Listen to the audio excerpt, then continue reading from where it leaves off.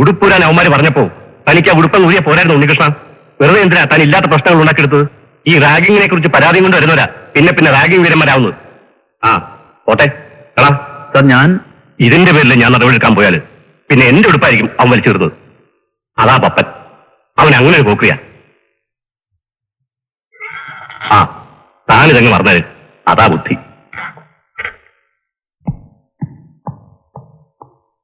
ഒരു ചെറിയ സംഭവം മതി ഉണ്ണികൃഷ്ണ, അതിങ്ങനെ പൊട്ടിക്കിളർത്ത് വലിയ സംഭവമായി മാറും. യുദ്ധങ്ങളും തുടങ്ങുന്നത് അങ്ങനെ. ശ്രദ്ധിക്കുന്നുണ്ടല്ലോ?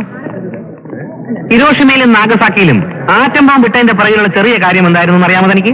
അല്ല, സാറിന് അടുത്തവർ ക്ലാസ്സില്ലേ? ഊവല്ലോ. നിന്റെ കുരുട്ട് ബുദ്ധിയിൽ ഒതുങ്ങുന്ന കാര്യങ്ങളെ കുറിച്ച് മാത്രം ആലോചിച്ച പോലെ നമ്പീശ ആളാവല്ലേ. ആ ഇയാൾ പേടിക്കണ്ട. ഒരു ജാതി സാധനമാ പപ്പൻ. ഈ സിറ്റിയിലുള്ള മുച്ചിത്തെളിക്കാരും പോക്കറ്റ് അടിക്കാരും അടക്കം സകല ക്രിമിനൽസ് അവന്റെ ആൾക്കാരാ. യുദ്ധം തുടങ്ങിപ്പോയാൽ പിന്നെ ഒരു നിർത്തൽ പാടായിരിക്കും. പിന്നെ ഒരു പപ്പനെ അങ്ങനെ അങ്ങ് പേടിച്ച് ജീവിക്കാൻ പറ്റുമോ? പേടിച്ചിട്ടല്ലെങ്കിൽ പിന്നെ അരഞ്ഞാണ ചേട്ടും പൂണൂന്ന് ഒഴിച്ചുള്ള സകല ജോലി അഴിച്ച് അവന്റെ മുന്നിൽ പിറന്നപടി നീ എന്തിനാ നിന്നു കൊടുത്തത്? ആളുകളെ ധൈര്യമാണോ? ധൈര്യം. ഞാനൊരു കാര്യം മറന്നു. പ്രിൻസിപ്പളുമായിട്ട് അത്യാവശ്യമുള്ള കാര്യം ഡിസ്കസ് ചെയ്തിട്ട് ഞാൻ വരാം. നിങ്ങളോട് സംസാരിച്ചേക്ക്.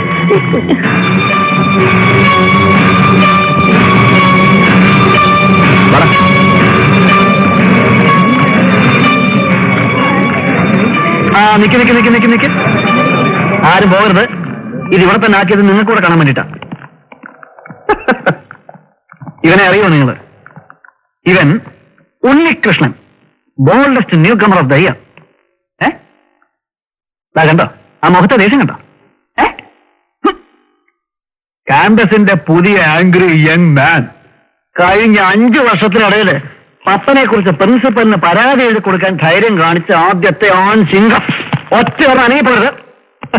ധീരനായ ഉണ്ണികൃഷ്ണൻ അനുസരണയുള്ള കുഞ്ഞാടാവുന്ന കാണണ്ടേ? ആ ഉണ്ണി, പ്ലീസ് റിമൂവ് യുവർ ക്ലോത്ത്. ഇവരൊക്കെ നിന്നെ കുറച്ചുകൂടി ഇന്റിമേറ്റ് ആയിട്ടൊന്ന് പരിചയപ്പെടട്ടെ. പെൺപിള്ളേർക്ക് വേണ്ടിയിട്ട് ഇന്നത്തെ ഷോ. ഇന്നലത്തെ പോലെ ഷൈൻ ചെയ്യാൻ നിൽക്കണ്ട. വെറുതെ ഇവളുമാർ മുമ്പ് കിടന്ന് ചളുക്ക് വായിക്കും. അങ്ങോട്ട് മാറാം. എന്താ ഇവിടെ കാര്യം കാണുന്നോ? ഇങ്ങോട്ട് മാറാം.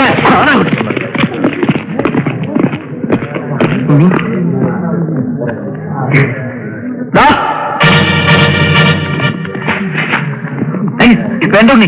ഓഹോ വേണ്ട ഉണ്ണി. പ്രശ്നം ഉണ്ടാക്കണ്ട ഉണ്ണി. വേണ്ടാന്ന്. എന്താ? ഓ എന്താ? എന്താ മക്കളെ? പോവാം.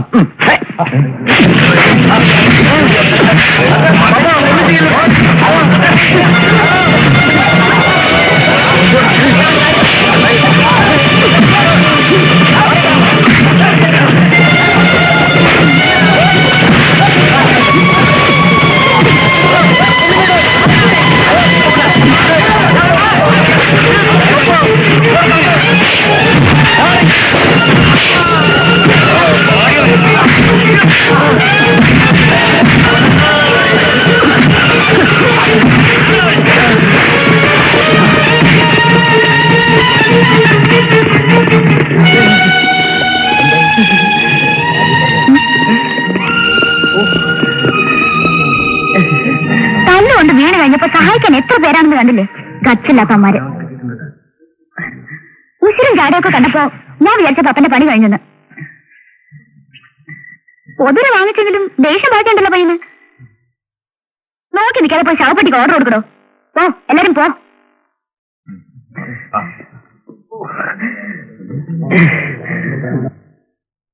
സാർ ഒരു വാക്ക് പറഞ്ഞാൽ മതി, അവനെ പിടിച്ച് ഇടിച്ച് ലോക്കപ്പിലിട്ട് പിഴിഞ്ഞോളാം എന്ന് പറയാവുന്നൊരവസ്ഥയല്ല സാർ എന്റേത്. കോളേജിനകത്ത് കിടന്ന സംഭവത്തില് പോലീസിനൊന്നും ചെയ്യാനൊക്കത്തില്ലെന്ന് സാറിന് തന്നെ അറിയാലോ. അല്ലെങ്കിൽ പിന്നെ പ്രിൻസിപ്പാൾ എഴുതി തരണം. അയാളത് ചെയ്തിരുന്നെങ്കിൽ ഞാൻ ഇവിടെ വരുമായിരുന്നു. അതാ കുഴപ്പം. സാർ ഒരു കാര്യം ചെയ്യും, കമ്മീഷണർക്ക് ഒരു പെറ്റീഷൻ കൊടുക്കുക. മോളിന്ന് പറഞ്ഞാൽ ഞാൻ ചാർജ് ചെയ്യാം. വേണ്ടൊരു അയക്കും മേളിൽ നിന്ന് ഉത്തരവ് വേണ്ടി വരും. പിന്നെ ഞാൻ ഈ കടലാസും ചുരുട്ടി പിടിച്ചോണ്ട് ഐജിയുടെ വരാന്ത നിരങ്ങേണ്ടി വരും. ആരെഴുതുന്ന സ്വഭാവ സർട്ടിഫിക്കറ്റും വെച്ചാണ് ഞാൻ പോലീസിൽ അപേക്ഷിച്ചത്. പക്ഷെ എന്ത് ചെയ്യാനാ സാറേ, സഹായിക്കാൻ എനിക്ക് വകുപ്പില്ല. വേറെ എന്തെങ്കിലും പേര് പറഞ്ഞ് പിടിച്ച് രണ്ടടി കൊടുക്കാന്ന് വിചാരിച്ചാലും നടക്കില്ല. ആ പപ്പൻ എന്ന് പറയുന്ന രാസ്കലെ വലിയ പിടിപാടുള്ളതാണ് സാറേ. GPയുടെ ആളവൻ. GP? ആ GP, ജി പരമേശ്വരൻ. സമിതി സിന്ദാബാദ്, ബോണസ് സമരം സിന്ദാബാദ്, സഖാവ് ജെ പി സിന്ദാബാദ്, ബോണസ് സമരം സിന്ദാബാദ്, ഗുലാബ് സിന്ദാബാദ്. ഇത്തവണ കുറച്ച് നീണ്ടുപോയല്ലേടോ, സാരമില്ല. ഇന്ന് രണ്ടിലൊന്ന് ആക്കും ഞാൻ. നമ്മുടെ ഭാഗത്തും ചെറിയൊരു വിട്ടുവീഴ്ച വേണ്ടിവരും. നടക്കട്ടെ. സഖാവ് ജെ പി സിന്ദാബാദ്.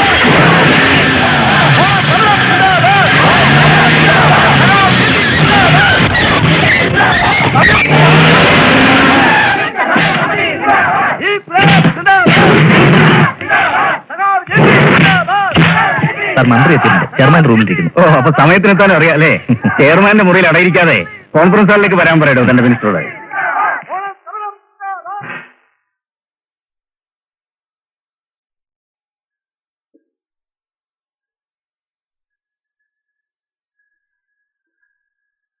ചർച്ച തുടങ്ങാം അല്ലേ? വേണ്ട. 51 ദിവസത്തെ ഈ സമരത്തിന്റെ ഇടയില് ഇത് 6ാമത്തെ തവണയാ ചർച്ച. ഈ ഏർപ്പാടിന്റെ പേര് ചർച്ചയെന്നാണെങ്കിൽ I just don't have time to waste on such a part. അല്ല മിസ്റ്റർ ജെ പി, ഞാനൊന്ന് പറഞ്ഞോട്ടെ. നോ, നിങ്ങൾക്ക് ഒന്നും പറയാനില്ലെന്ന് നിങ്ങൾക്ക് തന്നെ അറിയാം. തൊഴിലാളികളുടെ ഡിമാൻഡ്സ് നിങ്ങളുടെ മുമ്പിലുണ്ട്. അത് അംഗീകരിക്കുന്നെങ്കിൽ നമുക്ക് ഒത്തുതീർപ്പാവാം. അതല്ലെങ്കിൽ തിരിച്ചു പോകാം. പ്ലീസ്. ബോണസ് ഡിമാൻഡ് 4% കുറയ്ക്കാൻ നിങ്ങൾ സമ്മതിച്ചില്ലെങ്കിൽ പിന്നെ സമരം പൊളിക്കണമെന്ന മുഖ്യമന്ത്രിയുടെ സ്റ്റാൻഡ് ഞാനെന്ത് ചെയ്യണം? ഇതൊരു വല്ലാത്ത തന്ത്രമാകും. നമ്മളൊരു കോൺഫറൻസിലാണ് ജെ പി, അത് മറക്കരുത്. എനിക്ക് പറയാനുള്ളത് മുഴുവൻ നിങ്ങൾ കേൾക്കാൻ തയ്യാറില്ലെങ്കിൽ ഇനി ഇത് തുടരുന്നതിൽ അർത്ഥമില്ല. ഓഹോ, അവിടെ ഇരിക്കണം. നിങ്ങൾ വിളിച്ചുകൂട്ടിയ കോൺഫറൻസ് ആയത്. ഏകപക്ഷീയമായിട്ട് വാക്കൗട്ട് നടത്താനാണ് നിങ്ങളുടെ ഉദ്ദേശമെങ്കിൽ നിങ്ങൾ മന്ത്രിയായിരിക്കുന്നിടത്തോളം കാലം ഈ സമരം തീരില്ല. ഒറ്റ വ്യവസ്ഥ എനിക്ക് പറയാനുള്ളൂ. ബോണസ് ഡിമാൻഡ് 2% കുറയ്ക്കാം. പക്ഷെ തൊഴിലാളികൾക്ക് കിട്ടാനുള്ളത് നാളെ തന്നെ ക്യാഷ് ആയിട്ട് വിതരണം ചെയ്യണം. ഇല്ല ഇല്ല, അത് പറ്റില്ല. വേണ്ട വേണ്ട, ആ പേട്ട് തലയിട്ട് കുളിക്കണ്ട. ഇന്ന് വരെ ഈ സമരം തീർന്നാൽ അതിന്റെ മുഴുവൻ ക്രെഡിറ്റ് നിങ്ങൾക്കാ. ഒരു വലിയ സമരം തൊഴിൽ മന്ത്രി കുമാരന്റെ സാന്നിധ്യത്തിൽ ഒത്തുതീർപ്പായിന്ന് പത്രം എഴുതും. Okay, agree. പത്രക്കാരെ ക്ഷണിക്കണം കമ്പനി ഗസ്റ്റ് ഹൗസിലേക്ക്. അവിടെ വെച്ചാ എഗ്രിമെന്റ് ഒപ്പിടുന്നത്. വാ. പുറത്താക്കുക, കോളേജ് ഗുണ്ടായിസം അവസാനിപ്പിക്കുക.